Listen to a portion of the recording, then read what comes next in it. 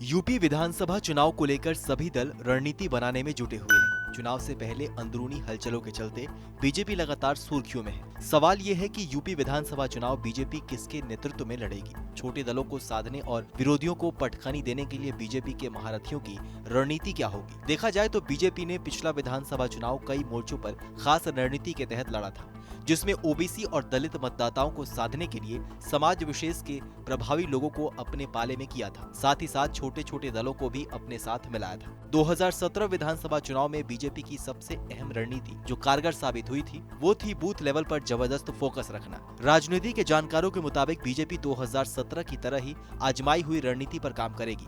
मसलन इस बार भी बूथ पर फोकस अहम रहने वाला है। हालांकि विधानसभा चुनाव किसके नेतृत्व में लड़ा जाएगा, बीजेपी में इसे लेकर अभी भी ऊहापोह की स्थिति बनी हुई है। पिछले दिनों पार्टी के नेता स्वामी प्रसाद मौर्य ने जैसे ही कहा था कि चुनाव बाद सीएम का निर्धारण होगा, वैसे ही राजनीतिक गलियारों में हलचल मच गई। बीते मंगलवार को राजधानी लखनऊ में बीजेपी नेताओं की मैराथन बैठकें हुई। सीएम योगी खुद उप मुख्यमंत्री और ओबीसी के बड़े चेहरे केशव प्रसाद मौर्य के घर पहुंचे और बैठक की। योगी की बैठक प्रदेश के आला नेताओं के संग काफी देर तक चली।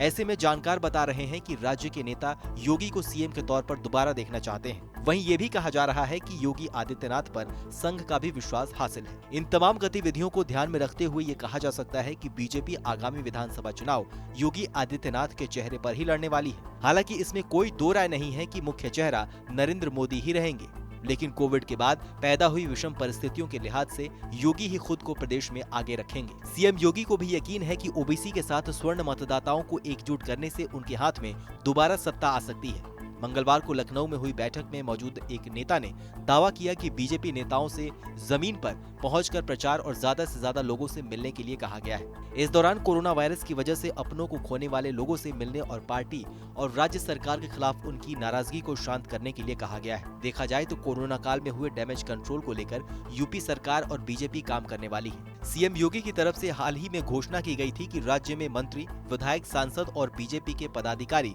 सामुदायिक स्वास्थ्य केंद्र और सार्वजनिक स्वास्थ्य केंद्र गोद लेंगे, ताकि लोगों का बेहतर इलाज और कोविड-19 टीकाकरण सुनिश्चित किया जा सके। ऐसे में यूपी की राजनीति को करीब से जानने वाले विशेषज्ञ भी मानते हैं कि बीजेपी के लिए इस वक्त सबसे जरूरी है कि वो कोरोना काल में हुए डैमेज को रिकवर करने की रणनीति पर काम करे। ऐसे में देखना होगा कि बीजेपी इस डैमेज को चुनाव से पहले कितना रिकवर कर पाती है। इस खबर को लेकर आपकी क्या राय है, हमें कमेंट सेक्शन में लिखकर जरूर बताइए। बाकी देश और दुनिया की अन्य बड़ी खबरों के लिए सब्सक्राइब करें TV9 भारतवर्ष।